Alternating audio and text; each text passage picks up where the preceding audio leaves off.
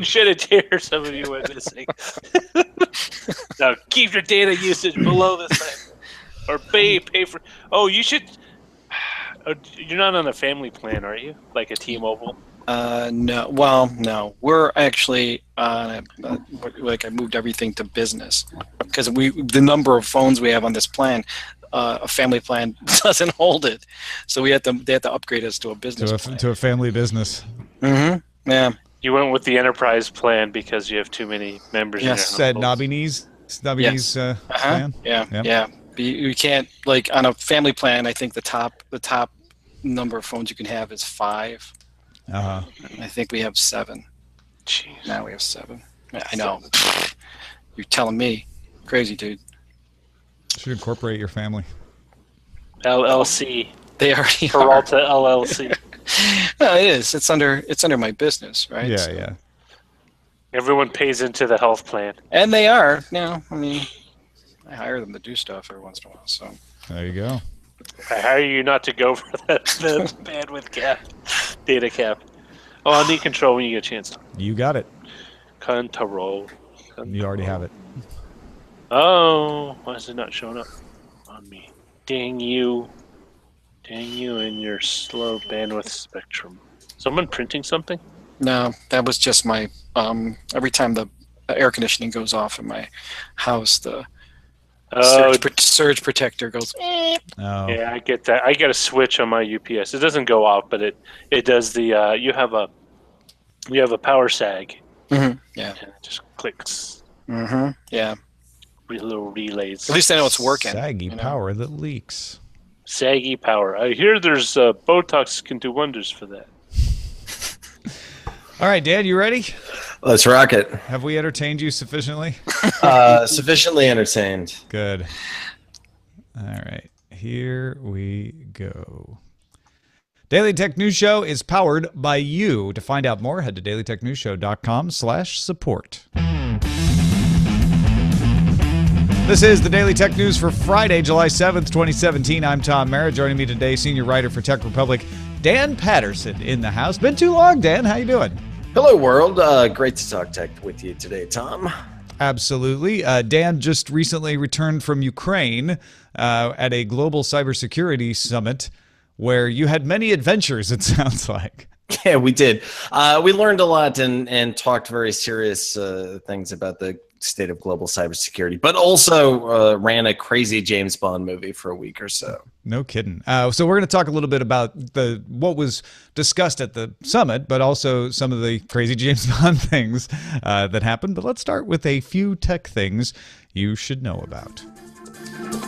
Court has decided to let Uber depose Alphabet CEO Larry Page as part of that Waymo-Uber lawsuit. Waymo pulled 3 of their patents out of the case, but they still have 1 in it. And frankly, the main case is about trade secrets anyway. Uber plans to ask Larry Page about why Alphabet chose not to partner with Uber on self-driving. It's not just sour grapes, but Dan, it's probably them trying to show that Alphabet didn't think that Uber was doing something similar to what they were doing. Yeah, we'll see. It's one of those cases where the facts really are going to matter, and these two companies, regardless as to what happens with this case, these two companies are on a collision course. So this is kind of the vanguard of news to come.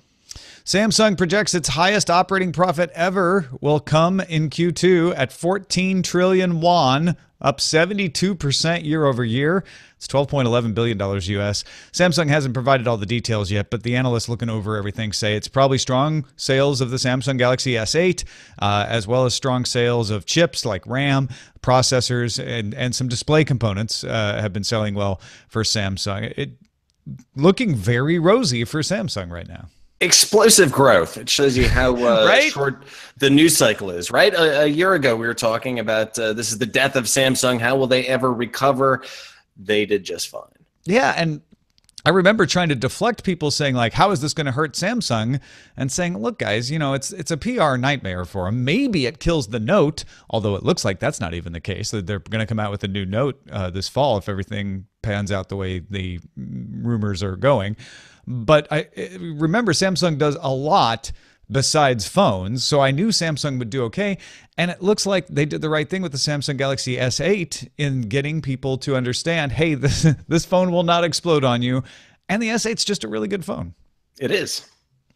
The Verge verified a report by The Information that Jawbone has entered into liquidation proceedings. So no more Jawbone. Or is it? Jawbone co-founder and CEO Hossein Rahman reportedly started a new company called Jawbone Health Hub, which will focus on health-related services and provide support for legacy Jawbone devices. So there's a little bit of a shell game going on here, Dan. Yeah, you know, there's massive growth in the industrial Internet of Things. In consumer IoT like Jawbone, it's a real heated space right now, and it's nice to see a pivot to health. We'll see if that Jawbone brand can carry any weight or if they're going to get trampled by the giants. This is one of those stories that people only read the headline and say, oh, Jawbone going out of business. Well, too bad. Goodbye, Jawbone. And then a year from now, they see some Jawbone Health Services things and go, didn't I read that Jawbone went out of business? I'm not going to believe anything I see in the news anymore. And the fact is, yes, this Jawbone, as we know it, is going under, but it is a, like you said, it's a pivot where they're saying, look, this enterprise is not working anymore. We're winding it down, selling what assets are worth something to ourselves in this enterprise that we can get going and start fresh with. Smart move. Yeah. Comma.ai launched a toolkit Friday to help car owners access the data from sensors in their car. Toolkit consists of a few different parts. There's a hardware dongle called Panda. You plug that into your OBD2 port, and it works with software called Cabana to read out the data, not just the publicly available data you normally get from the OBD2, but with George Hott's computer magic, he's able to read a lot of the same stuff that the factory could see. It will then store that data in something called the OpenDBC, the open database for cars, where you can all help each other. Other car owners that have this dongle can look at each other's data and help interpret it. So once it's interpreted for one car, it'll be easy for everybody else that has that same model to interpret it. Comma.ai founder George Hotz believes it's the first step toward making any car autonomous. This is his step back from a $1,000 kit that he was going to sell to turn any car into an autonomous car. He ran into regulatory issues, so he has stepped it down quite a bit to this $88 kit that just helps you build the data that you need. That is expected to start shipping in 4 weeks. It's, you know, everybody's kind of sick of hearing about machine learning this and AI that, but this is really in big data. But this is where the marriage of machine learning and big data is really going to create some practical outcomes. Whether this particular manifestation exists in a year or so, we'll see. But really, this is where data and machine learning shines. I'm seeing more and more efforts to become the Android of car services. So we've seen that from Baidu, and George Hotz says exactly the same thing. He's like, I just want to make a platform that anybody can build on.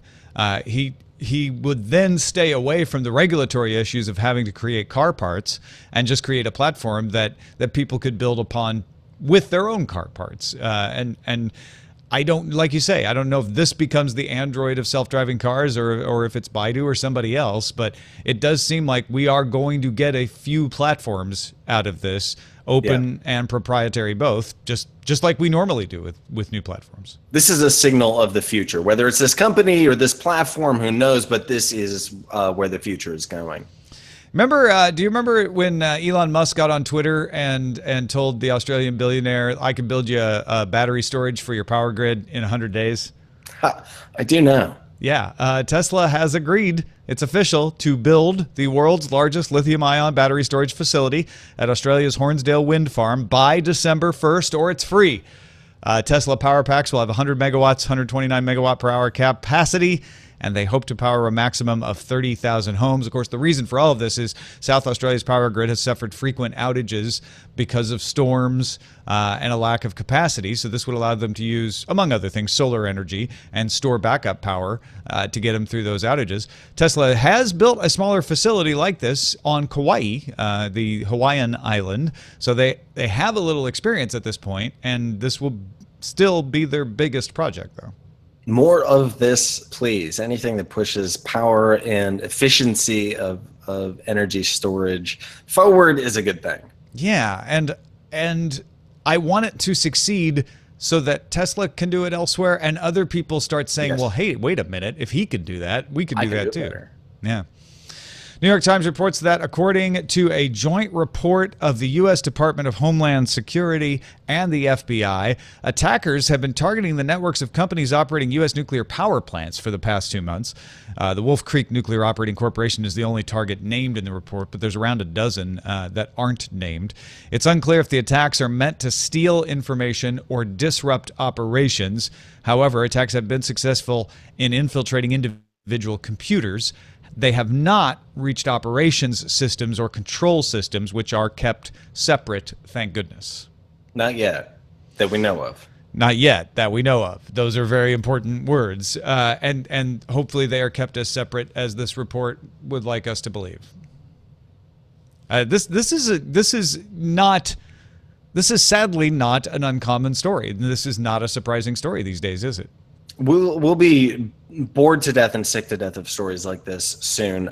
This isn't the far off future. This is the right now. And whether the public or consumers care, whether companies care, these types of cyber attacks that target critical infrastructure are going to present not just tactical challenges, but real existential threats when it targets nuclear facilities, and when we couple that with propaganda that's happening. I mean, everybody's tired of the fake news discussion, but social media helps spread disinformation, which keeps the public from focusing on stories that actually do have critical importance like this. Yeah, it's the time where we find out if those scare stories about SCADA systems that had the passwords of 1, 2, 3, 4 and the like were just scare stories, and that these companies have locked those systems down better, or if we need something bad to happen before everybody really gets in gear and protects these incredibly important and dangerous systems. Yeah, something bad is going to happen. You know, what we saw happen in Ukraine with the shutdown of the power grid was hackers were able to overwrite the serial to Ethernet cables and eliminate the firmware, which prevented defense mechanisms from going into shutting down the attack. When we see something like that happen, we'll see other types of attacks happen here in the West. And those type of attacks, sadly, there may have to be some sort of critical event happen, but those type of attacks really indicate a sophistication and an intent to do harm. Well, we're going to talk a little bit more about what's going on in Ukraine and global cybersecurity. So let's wrap this up. If you get all the tech headlines you want each day in about 5 minutes, you're listening to dailytechheadlines.com. That's what we do in our sister show. All the tech headlines, quick and efficient for you as a podcast, as an Amazon Echo flash briefing, or on the Anchor app at anchor.fm. That's Daily Tech Headlines at dailytechheadlines.com. So, the Global Cybersecurity Summit in Kiev, Ukraine, was very interesting. You got to interview former U.S. Deputy Secretary of State Anthony Blinken about the need for cyber defense. On the one hand, this is governments and officials coming together trying to plan out a strategy. But on the other hand, Dan, it sounds like a lot of the speakers at this conference were saying, we really need governments and NGOs to come together and plan out a strategy. Yeah, that's so this was there are a number of cybersecurity conferences, as everybody knows, around the world, including Black Hat, RSA. This one brought together specifically folks in the government and public space, NGOs, and private companies. And that message that you just said, it was exactly right. Everyone agrees that there needs to be public-private partnerships, but those are really hard to do when you have competing interests, and you have, for the most part, a cybersecurity community of people who, I mean, let's be honest, we still use the word cyber security. This is an insular community that tends to talk to each other, and they don't do a great job of talking to the public. Some of the people who do are like Greg Michaelides from the New America Foundation and others who really do a good job of using not the jargon and instead using common words and common language, but really fantastic shot. This is an opportunity for a lot of people to talk to each other and kind of step out of the bubble. Excellent. Yeah, so if you're watching the video, you saw that my dog just knocked over the camera because someone was here with mail. We'll fix that in a minute, but you keep talking. Yeah, I think what's interesting about this to me, in a way, is that Ukraine. I'm guessing you didn't have a lot of representatives of Russia attending this global cybersecurity conference, Oh, no, did you? no. Yeah. In fact, we were, I mean, if ever, the really interesting thing about these times is that in the age of terrorism, for the last decade and a half or so, you have kind of this amorphous and it's difficult to point to who the threat actor is. And that's very similar to what we have in the hacking age. One difference, though, is the presence of Russia in terms of a financial underwriter of different types of attacks. Russia really, so Russia behaves in a way that they want to disrupt many of the systems in the West, and they target not just IoT systems and computer networks and mobile networks, but they also use propaganda to dissuade people of real facts. One of the things that Blinken said was that we really need to have an emphasis on public-private partnerships. We need to set international norms and standards, and we need to work on deterrence. Those three things will kind of slow down what we see in terms of targeted attacks against the West, but we won't get rid of the Russian threat. And it's very strange to say this one actor underwrites a lot of the activity around the rest of the world, or at least is the spark for a lot of the activity around the world. There are anonymous groups of hackers, but we can, in this instance, point to a group and say, this is what they're doing. For example, Russia is fighting a kinetic war in the south in Crimea, but they're also targeting the infrastructure, the power systems in Ukraine. And what that causes is Ukrainians to write ransomware that then attacks the rest of the world so that they can fund the resistance against Russia. So if your company was hit by a ransomware attack, it's likely that this was to help raise money so that Ukraine can fight back. Russia also funds a lot of the organized crime groups in Eastern Europe, and they also fund university students to study cybersecurity and study hacking. So it's a real asynchronous attack that's happening against Ukraine, and then that's spreading out to the rest of the world. And of course, I mean, you're getting one side of this when you're in Ukraine because you're not getting Russian representatives. And I'm sure there is another side of the story that Russia would like to tell about this. But the fact of the matter is, Russia is doing a lot of the things that you're saying.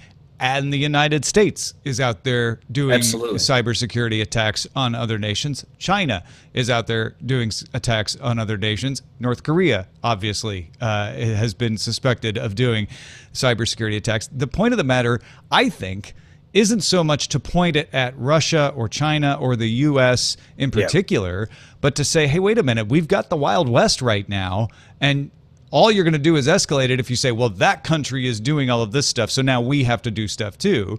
I think one of the best messages that I heard coming out of that conference that you went to was we all need to agree on these standards of practice, these norms and standards, so that we as governments, I mean, we're not even talking about terrorist agencies or anarchist collectives or the ones who won't participate in this. Governments should be talking to each other saying, hey, we should all be fighting against the criminals, shouldn't we? Let's figure out, you know, some ways to deal with this. And part of that is to reduce the incentives. So if you reduce the financial component, then you can, in theory, reduce the threat actors and the various agents. And you're right, it is not just Russia behaving in a manner that we would find threatening. Everyone is doing this. And this is an existential challenge because if there are vulnerabilities, there are agents who will exploit those vulnerabilities.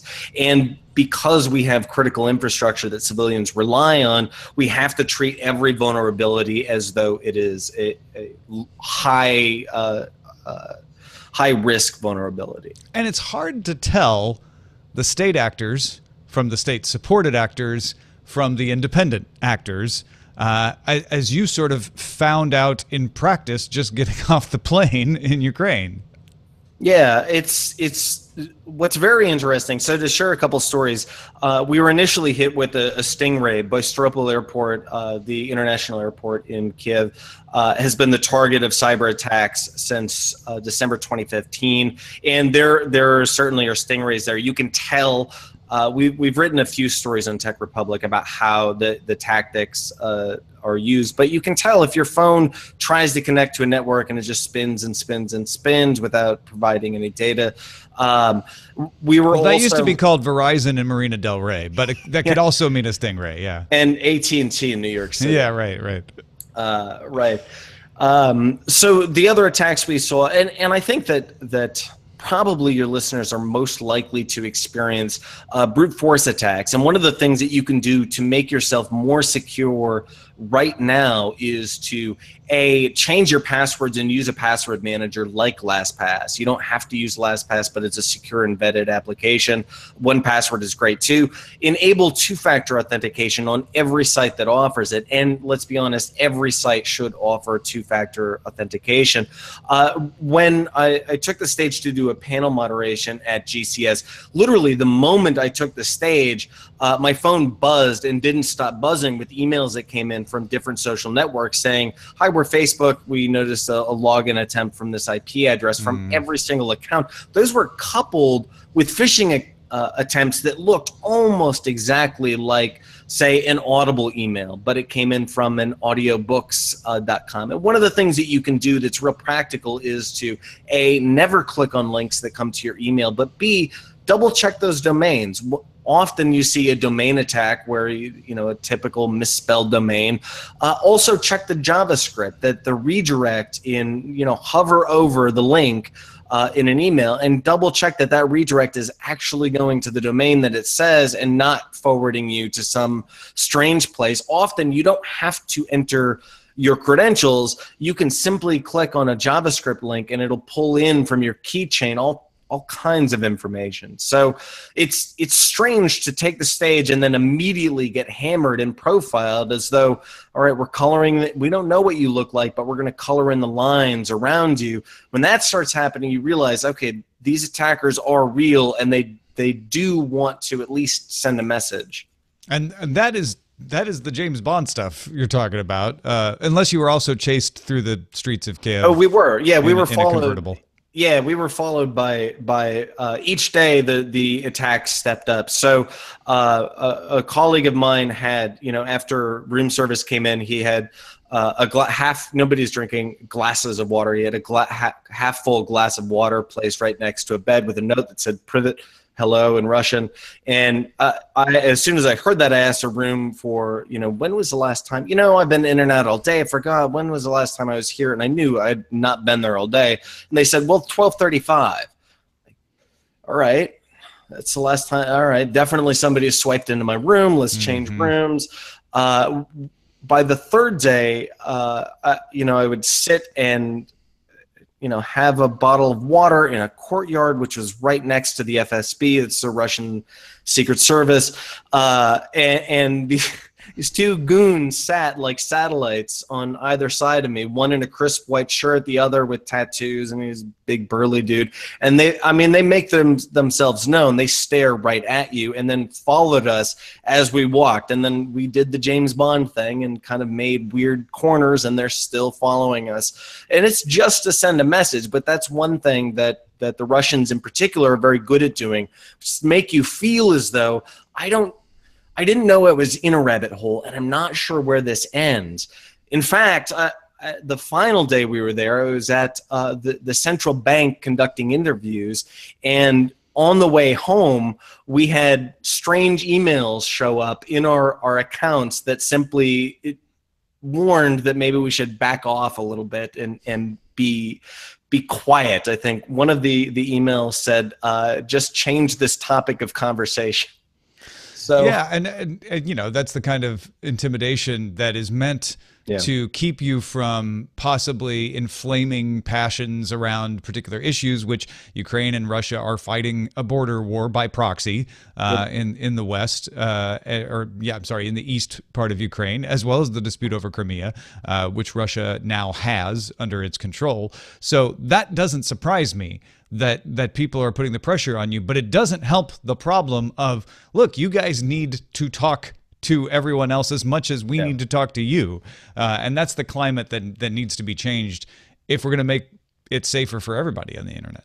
Yeah, that's exactly right, that there needs to be bilateral conversations. Yeah.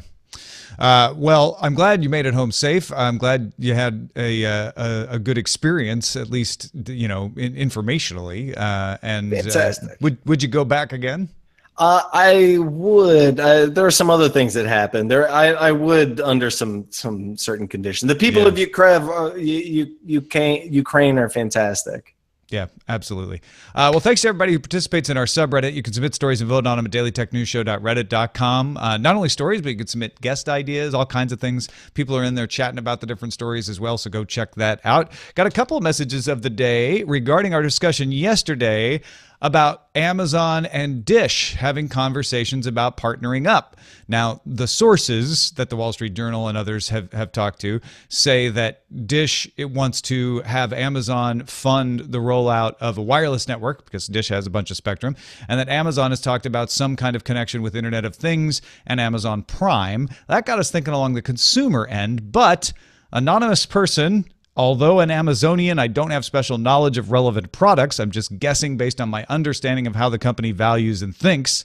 But he or she, actually, don't know which way it is not representing the company. Anyway, this anonymous person says, Amazon may make more Internet of Things devices, but I really don't think that's the main play.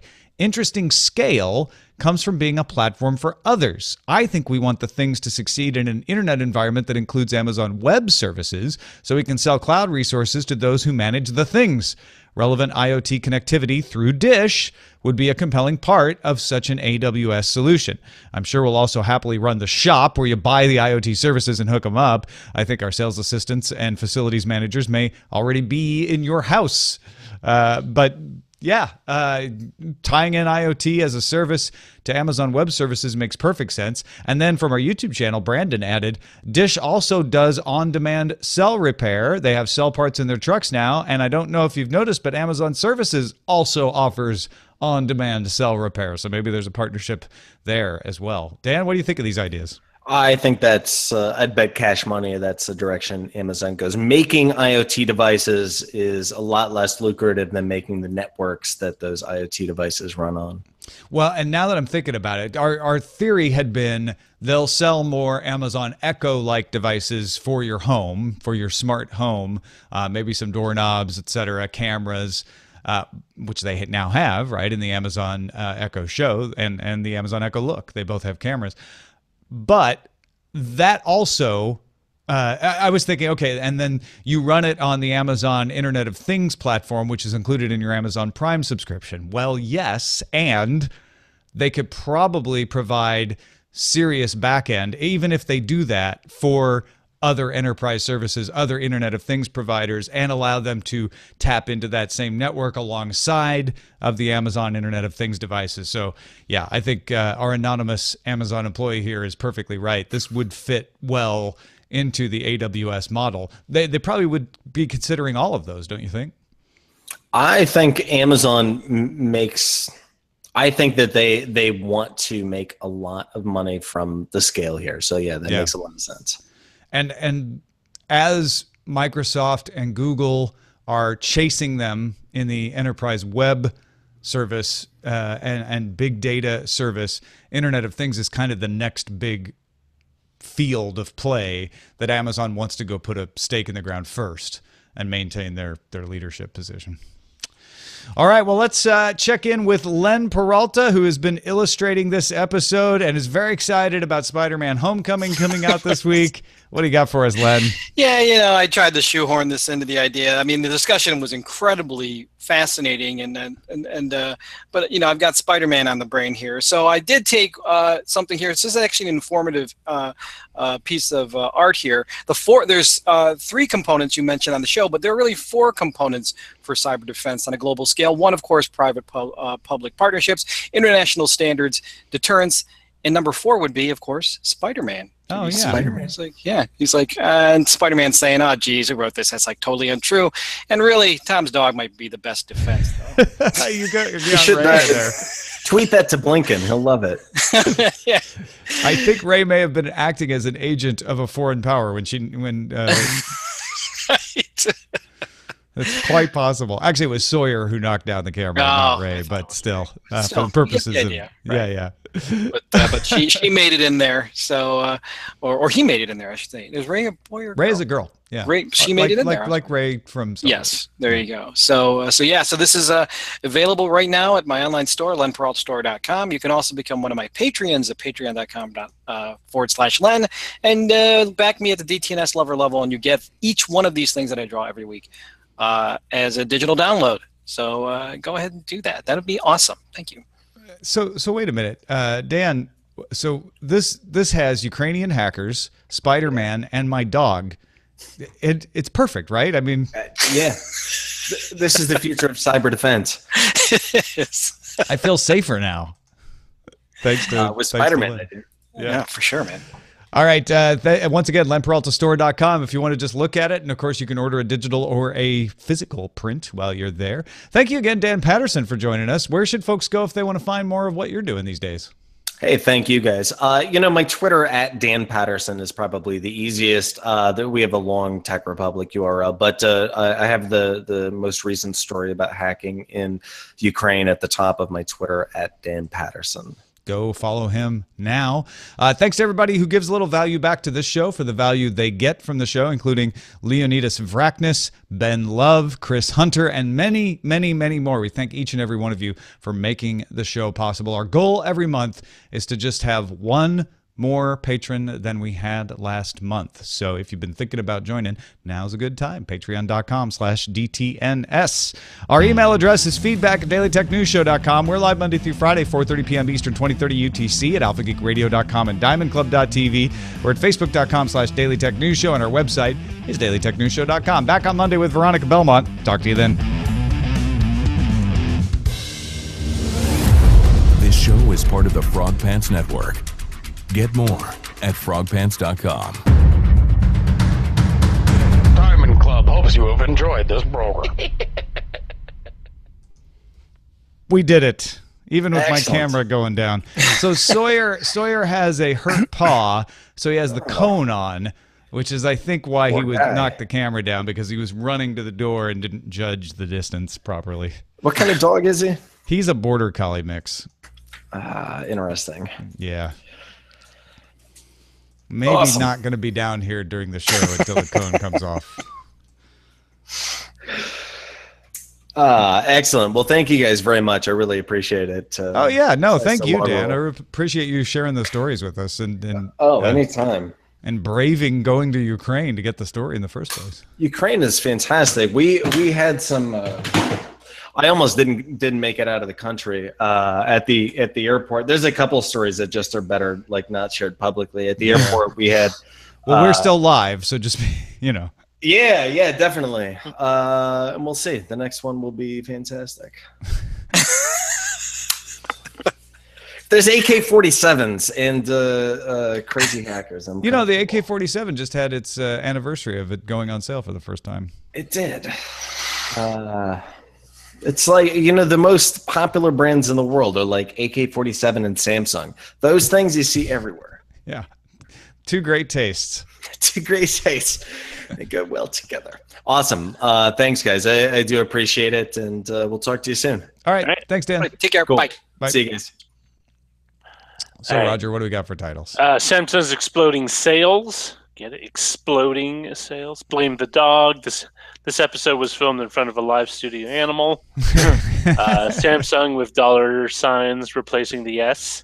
Yeah. Jawbone is dead. Long live Jawbone. Dan's got a bad feeling about this. Whopper of a fishing tail. Get it? Whopper. That's the computer that controlled the Right. ICBMs in war games. Dan speaks in Kiev. Kiev goes fishing. I like that one. See what other hacking occurs with a Russian Ukraine on my parade. I like that one. I'm gonna click on that just because I think it's funny. The insecurity of cybersecurity. Cyber attacks going nuclear. Was that one the insecurity of cybersecurity? That one's good. Yeah, the insecurity of cybersecurity. I like that one. Well, keep going, but I kind of like that one. Power in 6 months or it's free. Something's gonna happen, and they'll probably have to pay. Take some of it in. Digital meltdown, nuclear hacking, cyber attacks going nuclear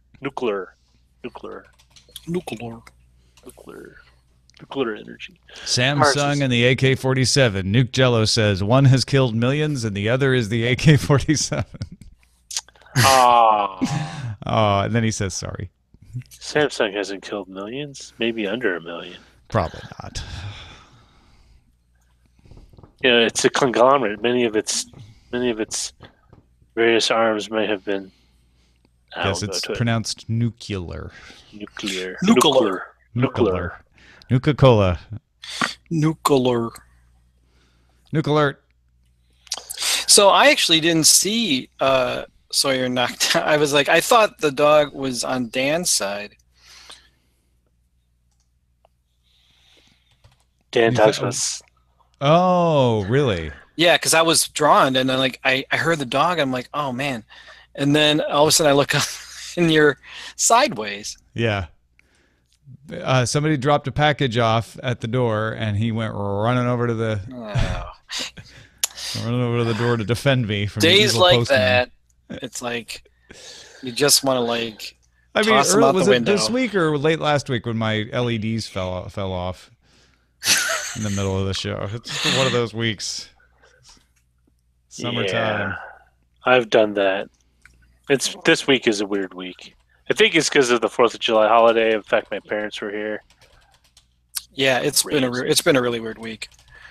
We had guests all this week, and so it feels like I was sort of on vacation, but not really because I was still upstairs working. You got a lot of cleaning. I'm sorry for yawning. Yawns are. It's not the company; it's the hour. It's the company and the hour.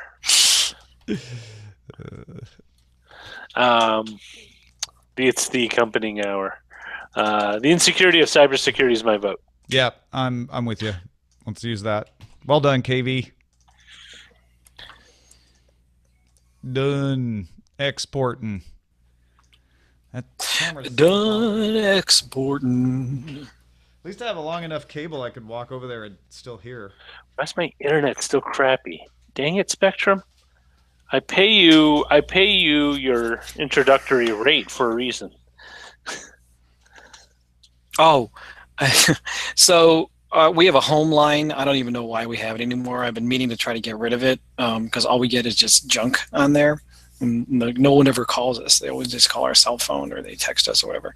So what I've been doing is I've actually been answering every call that comes in and doing a voice that says, "Hello, this call is being answered by a robot." And I just keep saying that over and over and over again until they hang up. Hello. You know, you do what you got to do, right? It's fun. I'm like, oh, the phone, because it used to be like, oh, the phone rings. I now you get excited. You're now like, I get excited. ooh. I'm going to do this. Hello, this call is being answered by a robot. What do? I used to just answer the phone and say, yup. And then people who knew me would know what to say, and people who didn't wouldn't. And I said, all right. Do it this way next time, Len. Try this one. So say, hello, and as soon as they start talking, the call you're trying to complete cannot be completed as dialed. Please hang up and dial again, or ask the operator for assistance. Yeah, I wanted to come up with a really good script You know. No, the thing is, you want to make it too bad. Does Your call cannot be completed as dialed. Hello, your call cannot be completed. But the pause, you pause, hello, and then as soon as they start talking, your call cannot be completed as dialed. Okay, I'll do that one. Hello, your call cannot be completed as dialed. Please hang up and try the number again. They'll just hang up. It's great. Oh, but I don't know if like that will deter them. You know, what if if they call back? They'll just keep calling back. That's okay. And then just do it again. Hello. No. You should have like scripts are completely different. One, you're like a pizza store or a pizza shop. Another one, you're like, like you're just different people. Yeah. My brother-in-law, when he answers the phone, he says, "Hello, Sergeant Maloney from the fraud department," and they just don't know what to do. Just start saying, "Thank you for calling. Your call is very important to us. Please hang on." And the next available operator will take. Did you read about that story about that that guy who had this? He wrote a script to call back these scammers. Yeah. He made it call them back 28 times a second. Oh, yeah, I did hear about that. So it jammed their lines so they couldn't make any calls out. That was great fun. Thank you for calling Len Peralta. Your call is very important to us. Please hang on the line, and the next Len Peralta will help you in the order in which your call was received. Len Peralta will call you. If you still had a voice fax modem, you could just plug your landline into that and then set up your computer. Oh, yeah, there you go. And I then could just do what Kramer did on Seinfeld. Welcome to Movie Phone. Please state the name of the movie you would like to see. Why don't you just tell me the name of the movie you want to see?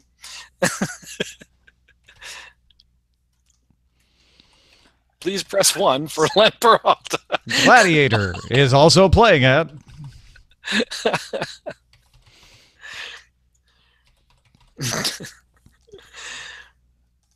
I bought tickets through MoviePhone back in the day. So did I. I felt like living in the future, and it's so funny now that I would never call something to buy a ticket. Well, didn't MoviePhone just become Fandango? I mean, that's all it became, right? Well, AOL bought it, so I don't think it became Fandango directly, but yeah, Fandango pretty much replaced it. Yeah, Fandango was the Full thing. disclosure, my wife works for Fandango. Yeah. And Fandango is way it. better than it ever was. Full disclosure, this is my opinion. I love Fandango. Yeah. I love Fandango's health plan. You're like that. You just, and the paycheck my wife gets from them. You ever see that Twilight Zone where that Billy Mummy like wishes people in the cornfield? He's like, it's called "It's a Good Life." I love Fandango. That's real good. Fandango's real good. Bioka says he got a sales call once and just started talking over them every time they started talking, and then blamed it on delay.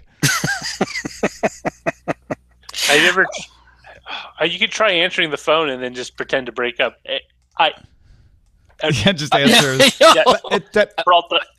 Interesting. Reception. Okay. Yeah. Really, all you need to do is just play the Jerky Boys over the phone. See, okay, all of these are funny until you realize that the person you're torturing with this is like a minimum wage employee who doesn't want to be there. Unless you get those calls. See, every once in a while you get that jackpot call from Microsoft who want to fix your computer. Yeah, no, if it's the fraudsters, then no holds barred. Hello, this is Microsoft. I have found a virus on your computer. I told you about that. They called the other day. And I was so excited, and I picked up by it because it came through as no caller ID, and I was actually expecting a call from a client who has no caller ID. So I picked it up, just thinking, and it was, "Hello, I'm calling from Microsoft." I'm like, "Oh, it is on." So all I did, I just kept talking like I didn't speak English. Like I was just like, okay, and I kept saying yes to everything. Like, yeah. Just throw out some Tagalog. They're just like, so, did you?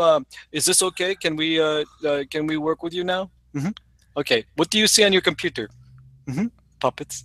And I just kept saying puppets over and over again.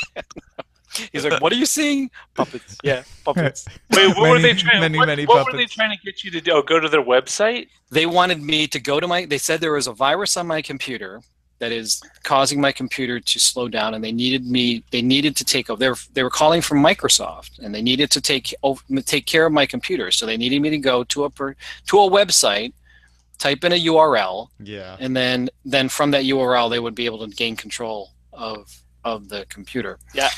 Um, Oh, my dad just calls me, and I take over control of his computer.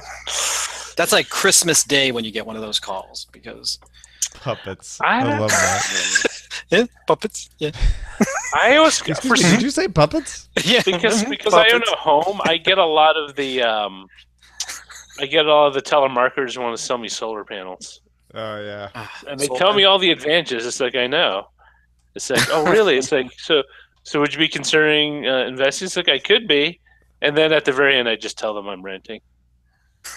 And it's like, oh, it's like, Oh yeah. I mean, it's not a lie because I am renting, but that I go to that right away when I see people like that. I'm just like, oh yeah, I rent. Oh, never mind. Bye. Occasionally they'll be like, how do we get in touch with the owner? I'm like, I don't know. I don't know. He lives on a boat. I just have an address. I have a PO box to send my rent to. That's all I got. I wrap my check around a pigeon's leg, and I He's send it somewhere in the off. Caribbean. I'm supposed to be paying for this? What? I just walked in here. I'm just squatting. I'm squatting here. Oh man. Yeah, I think the guy that had the scammers that were calling that one guy, I've gotten those before. They'll say that there is a judgment against you, and the cops are coming to arrest you, and so he was like, "This is wrong." Like, you know what I mean? Like they're basically going after people who don't understand what's happening, and so catch them in a vulnerable position. Right. So yeah, for sure, man. I love the fact that he called them 28 times a second. That's awesome. Jam their phone lines. Man. Be a douche, die by I shouldn't say that. See, Roger, you got to think about what you're reading. This is the lesson of fake news right there. I'm not reading. Are you reading JollyRogerTelco.com? No. I'm just reading stuff. I'm just reading Newsarama and a couple other things. There you go. See, told you. Newsarama. Remember Newsarama? I was thinking about something else. It's another Arama, but it's not Newsarama. Alarama? No, Cinerama? Bananarama? I can't remember what it was now. It was sort of like a low, like a I want to say a low rent Boing Boing, but it was like Boing Boing. It was just a compendium of links. Boing Boing-arama. It's called Boo Boo. It's a No. Boing-arama. It was something Arama. I don't forget what it was. It's just called Boing because they can It only was- afford the one Boing. It was a fun site though. I don't remember who it was now. Boy. Oh, man, you know what? I haven't actually looked at my bookmarks in forever. Oh yeah. And these are I have a delicious folder. Oh, there's only Delicious. one thing in it though. That's sad. So these aren't up to date. I have Identica.ca still in my bookmarks for some reason. All right. Hey, Tom, did you send me something from Peach the other day? Maybe I may have. Yeah, it was a Someone- while back. Like maybe Yeah, it was a couple weeks ago. Yeah, Yeah. I did. It's like you waved hello or something like, what the Yeah. hell is Tom Peach for? Well, I was going through my phone, getting rid of apps that I don't use anymore, Right. and I saw Peach, so I'm like, it'll be still in there. So I opened it. I'm like, does it even work? So I opened it up, and of course, you were at the top of the list.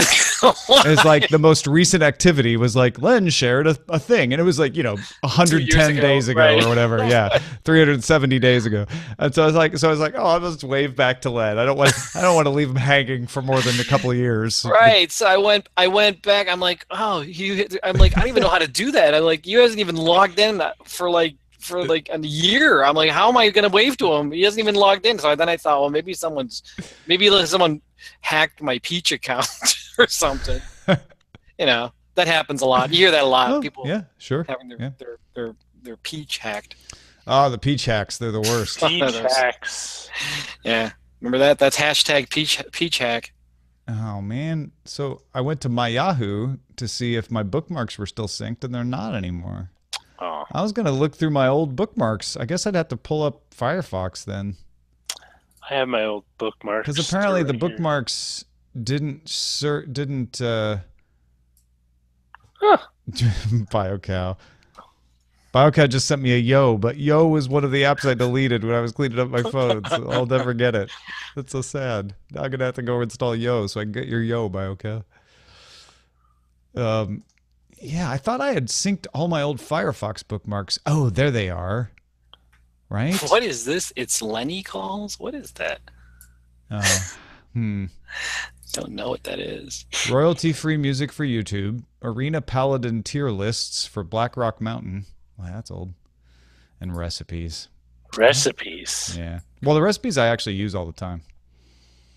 I keep recipes in Chrome bookmarks so I can get to them from my phone. All right.